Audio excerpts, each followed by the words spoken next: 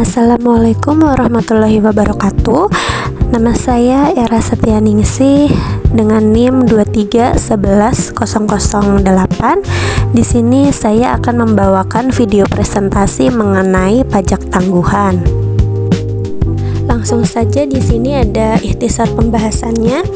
Yang pertama ada pengertian, lalu perlakuan akuntansi pajak menurut PSAK 46, lalu jenis pajak tangguhan, lalu yang keempat perbedaan antara fiskal dan komersial, yang kelima pentingnya pajak tangguhan, yang keenam contoh penerapan pajak tangguhan, yang ketujuh analisa, yang kedelapan jurnal akuntansi, yang kesembilan implementasi neraca, nomor 10 implementasi laba rugi, lalu yang ke-11 kesimpulan, dan terakhirnya di 12 penutup.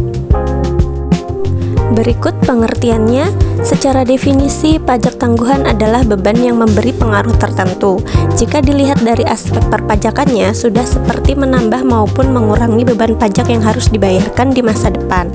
Akan tetapi, ada dua sudut pandang yang bisa digunakan dalam memahami pengertian pajak tangguhan.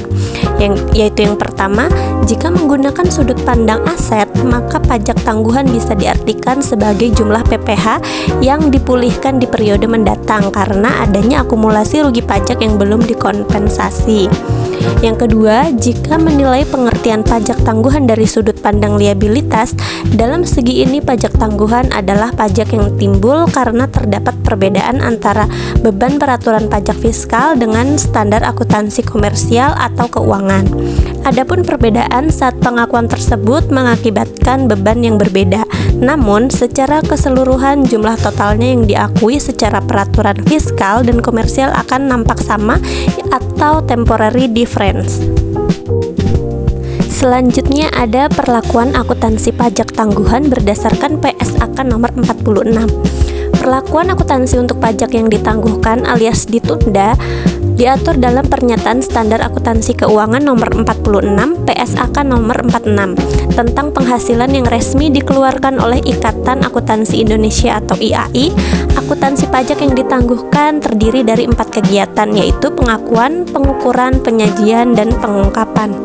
Dalam pengakuan, aktiva atau aset dalam kewajiban perpajakan yang ditunda pada laporan keuangan.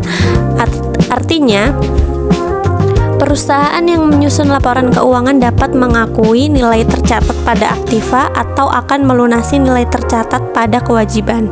Perbedaan temporer yang dapat menambah jumlah pajak di masa depan akan diakui sebagai kewajiban atau utang pajak yang ditangguhkan, dan perusahaan harus mengakui adanya beban pajak tangguhan. Lalu pengukuran pajak yang ditangguhkan akan dihitung dengan menggunakan tarif yang berlaku di masa yang akan datang seperti yang dinyatakan dalam PSAK nomor 46 paragraf 30.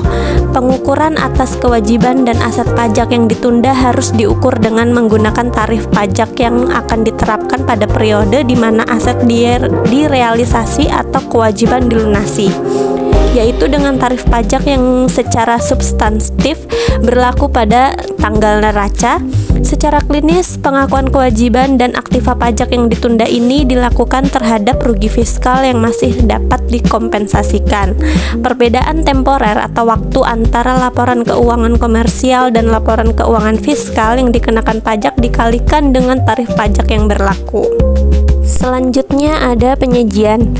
Aset dan kewajiban pajak yang ditangguhkan harus disajikan secara terpisah dari aset atau kewajiban pajak terkini serta disajikan dalam unsur non-current aset atau tidak lancar dalam neraca.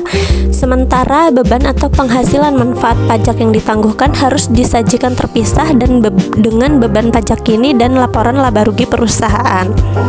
Pengungkapan pajak.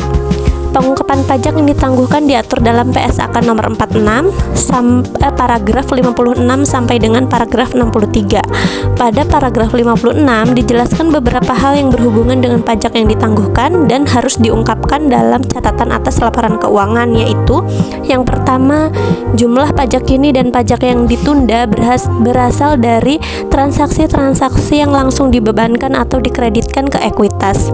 Yang kedua, penjelasan mengenai hubungan antara beban atau penghasilan pajak dan laba akuntansi dalam salah satu atau kedua bentuk berikut. Rekonsiliasi antara beban pajak dan hasil perkalian laba akuntansi serta tarif pajak yang berlaku dengan pengungkapan dasar perhitungan tarif pajak yang berlaku. Lalu, yang kedua, rekonsiliasi antara tarif pajak efektif rata-rata dan tarif pajak yang berlaku dengan mengungkapkan dasar perhitungan tarif pajak yang berlaku. Lalu yang ketiga, perubahan tarif pajak yang berlaku dan perbandingan tarif yang berlaku pada periode akuntansi sebelumnya. Yang keempat, jumlah atau dan batas waktu penggunaan jika ada, perbedaan temporer yang dapat dikurangkan, dan sisa rugi yang dapat dikompensasikan ke tahun berikut dan diakui sebagai aset pajak yang ditangguhkan kepada neraca. Berikutnya ada jenis pajak tangguhan. Pajak tangguhan terbagi menjadi dua jenis utama, yaitu nomor 1, aset pajak tangguhan atau Deferred Tax Asset atau DTA. DTA muncul ketika perusahaan membayar lebih banyak pajak menurut fiskal dibandingkan beban pajak yang diakui secara akuntansi. Contoh kasus, rugi fiskal yang dapat dikompensasi di masa depan, dan penyisihan piutang ragu-ragu yang diakui secara akuntansi namun belum diakui fiskal. DTA diharapkan akan mengurangi beban pajak di masa depan. Lalu yang kedua ada liabilitas pajak tangguhan atau Deferred Tax Liability atau DTL. DTL terjadi ketika perusahaan membayar lebih sedikit pajak secara fiskal dibandingkan beban pajak menurut laporan keuangan. Contohnya, penyusutan aset tetap yang lebih cepat menurut fiskal dibandingkan akuntansi.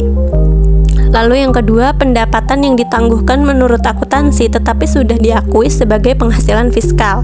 DTL mencerminkan kewajiban untuk membayar pajak lebih tinggi di masa depan. Selanjutnya ada perbedaan antara akuntansi dan fiskal. Perbedaan antara laba komersial dan laba fiskal dibagi menjadi dua. Yang pertama, perbedaan temporer. Menyebabkan timbulnya pajak tangguhan terjadi karena pengakuan pendapatan dan beban pada waktu yang berbeda antara akuntansi dan pajak.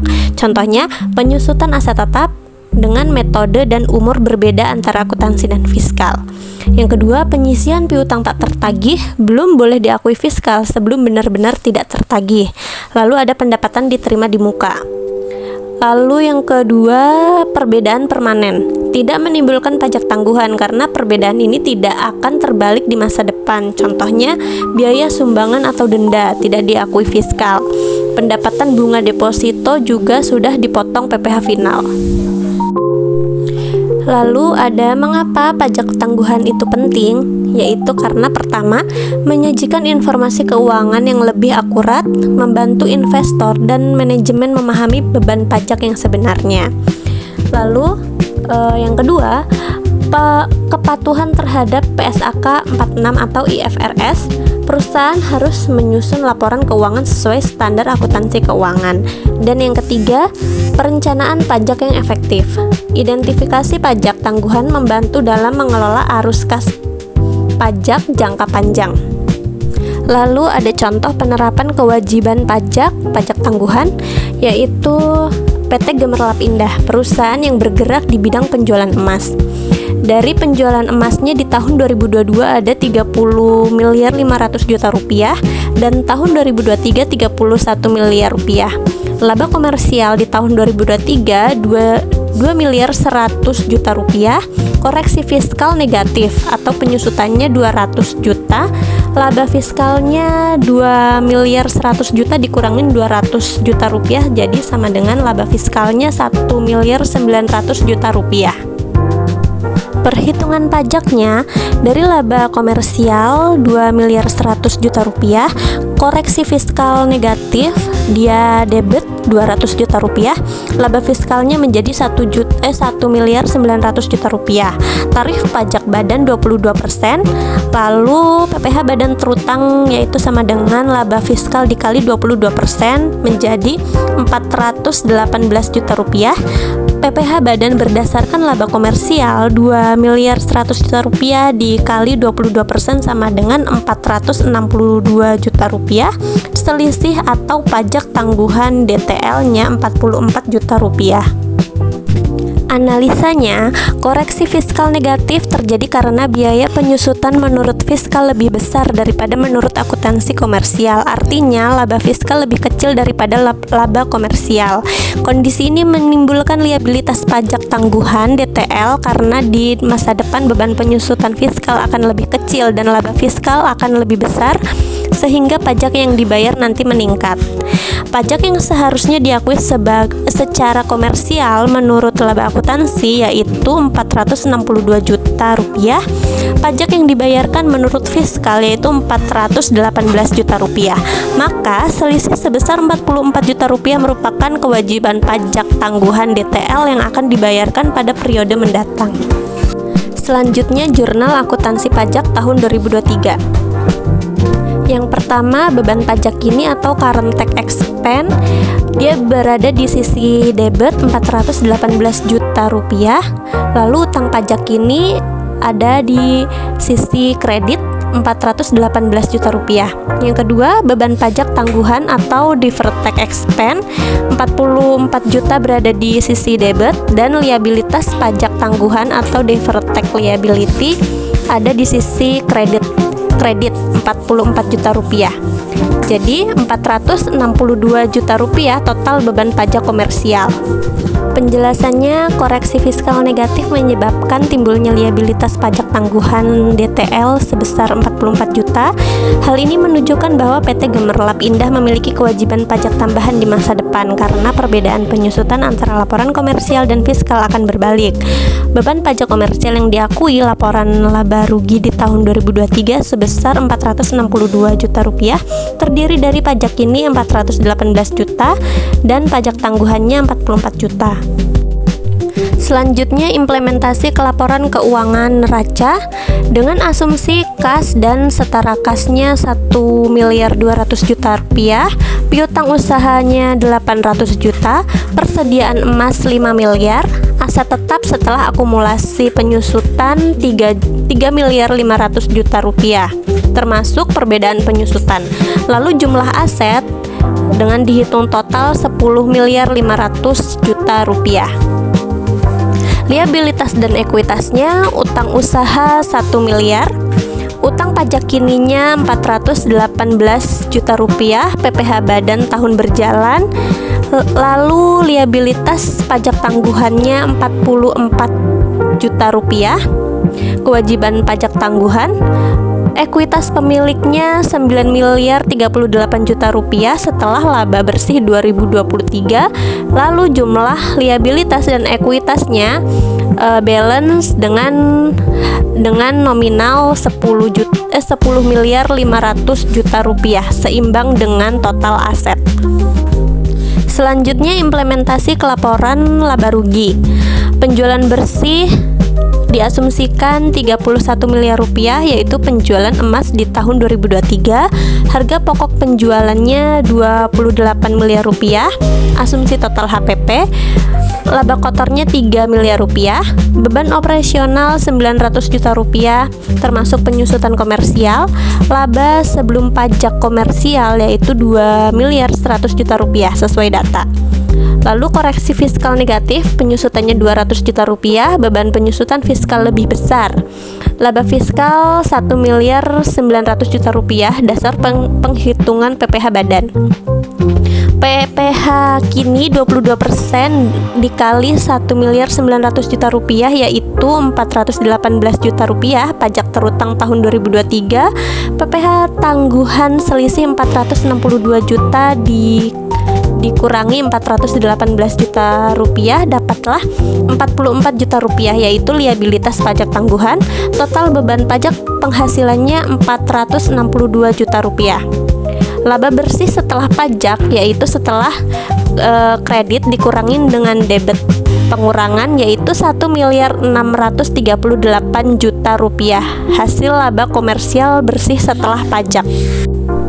Baik, dengan demikian kesimpulannya, pajak tangguhan adalah pajak yang timbul karena adanya perbedaan waktu pengakuan pendapatan dan beban antara laporan komersial dan laporan fiskal.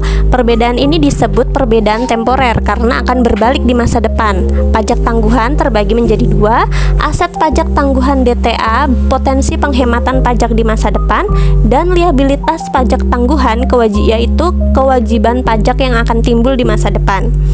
Dan dalam kasus PT Gemerlap Indah, penyusutan fiskal lebih besar dari penyusutan komersial sehingga timbul liabilitas pajak tangguhan sebesar 44 juta. Pajak tangguhan ini dicatat sebagai beban dalam laporan laba rugi dan sebagai kewajiban dalam neraca. Kesimpulannya, pajak tangguhan memastikan laporan keuangan mencerminkan beban pajak yang sebenarnya, baik untuk saat ini maupun masa mendatang, sehingga laporan menjadi lebih akurat dan transparan. Terima kasih.